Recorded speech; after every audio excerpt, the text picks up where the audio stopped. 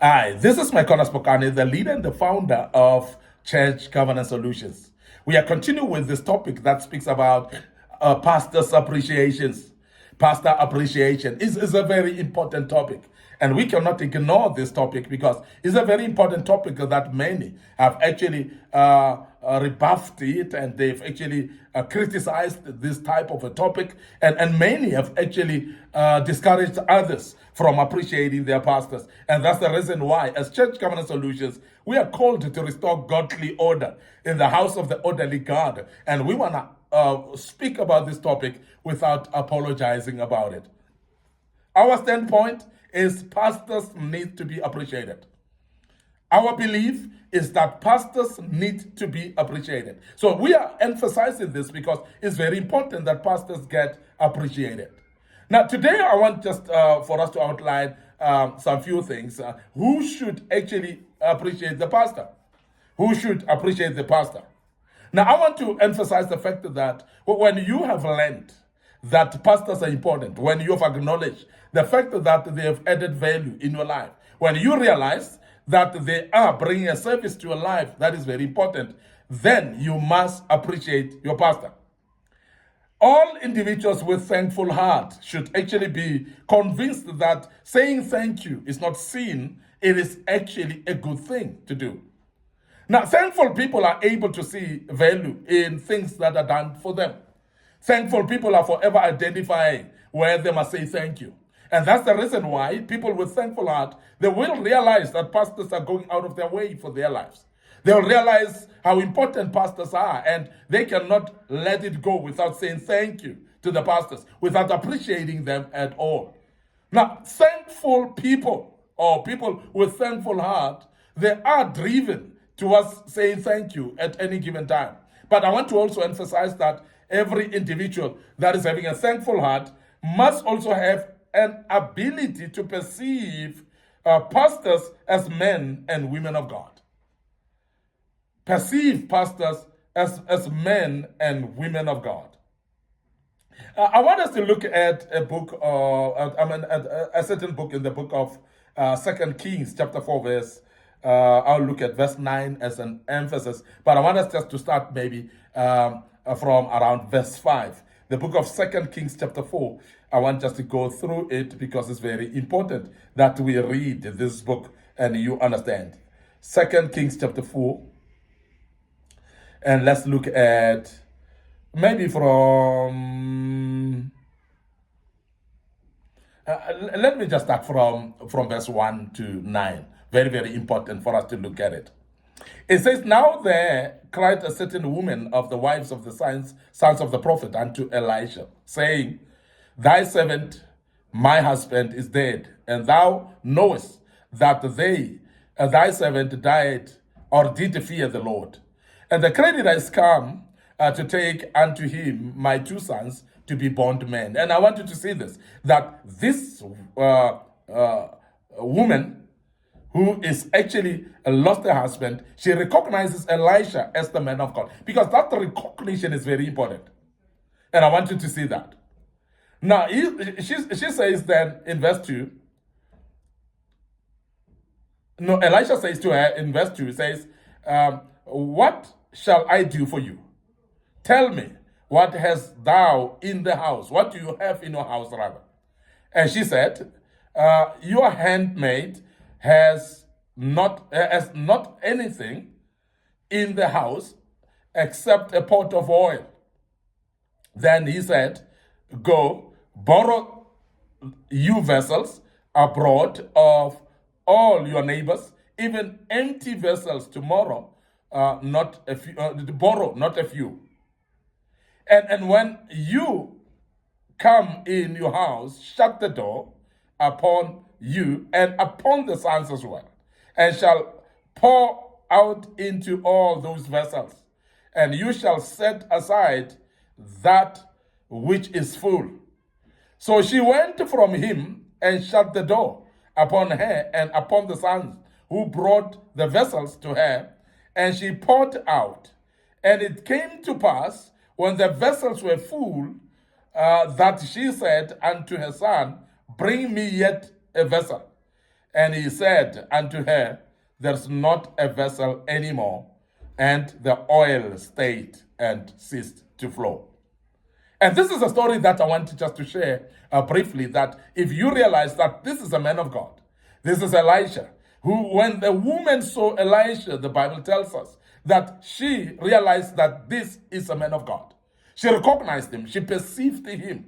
Now, if you are saying who is then to appreciate pastors, I would say those who perceive that pastors are the men and women of God.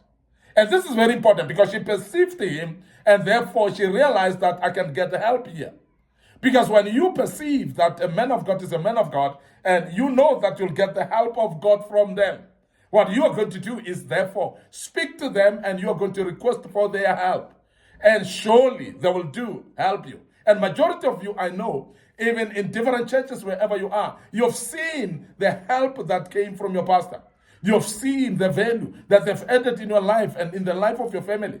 Now we see this woman who actually had creditors on her back, actually wanted to take him in the sons. And the Bible tells us that when Elisha came with a solution, she was able to multiply, even a miracle came to multiply the oil, and it filled many vessels. She was able actually to be able to sell. She was able to sell that oil and pay the creditors and save a day. And that's because a man of God was there. And she acknowledged that this is a man of God, and therefore she is the woman that needs to appreciate him.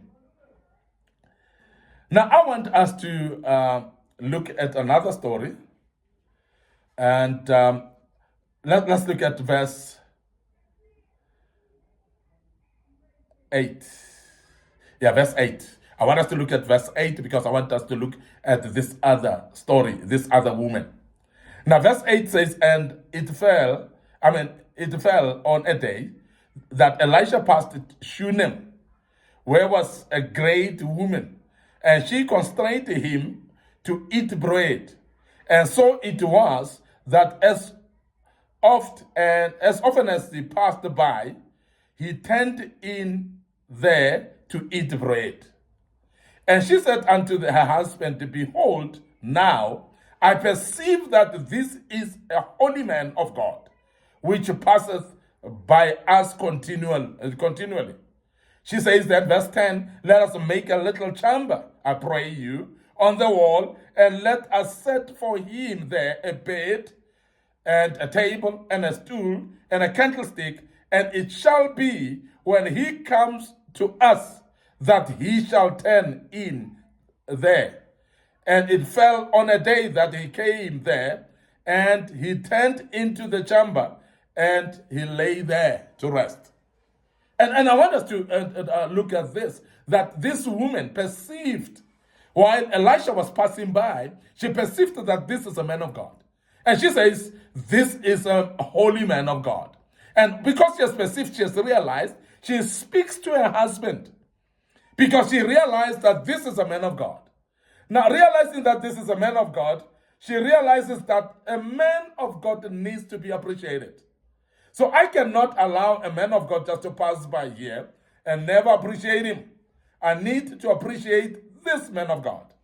Now, therefore, she spoke to the husband, the Bible tells us, and as she speaks to the husband, she tells him, let us make him a chamber. Let us make him a room above the house.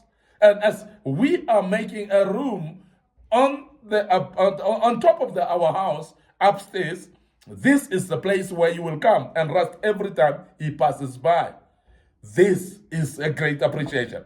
Now, in other words, she says to the husband, let us appreciate this man because this is a man of God. Now, I want to emphasize that this woman acknowledges the fact that Elisha was a man of God.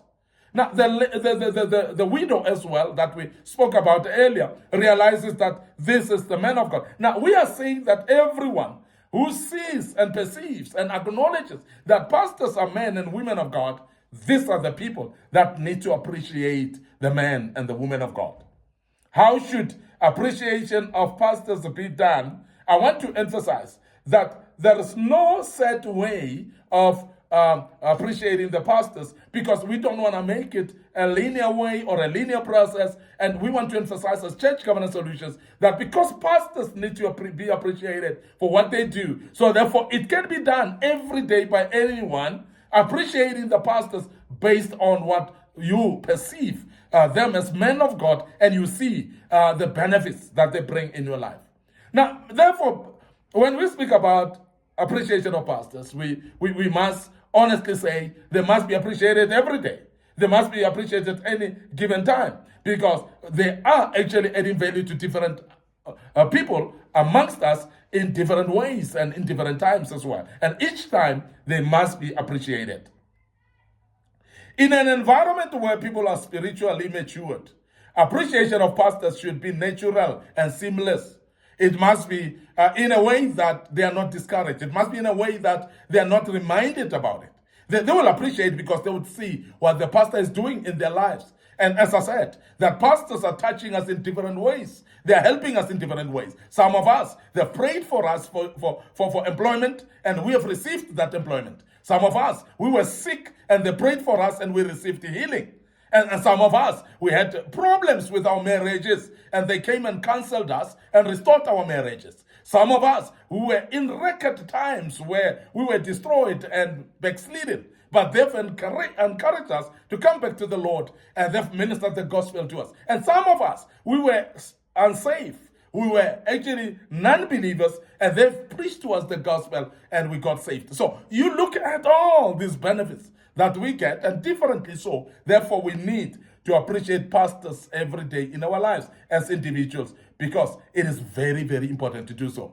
But God says it must be through cheerful hearts that pastors are being appreciated. It must be people that are open in their hearts to say, we want to appreciate our pastors. And with cheerful hearts, and you give, because if you give without cheerful heart, you will not actually receive the blessing from the Lord. And I want to emphasize that if you want to appreciate the pastor, don't feel forced, don't feel obliged.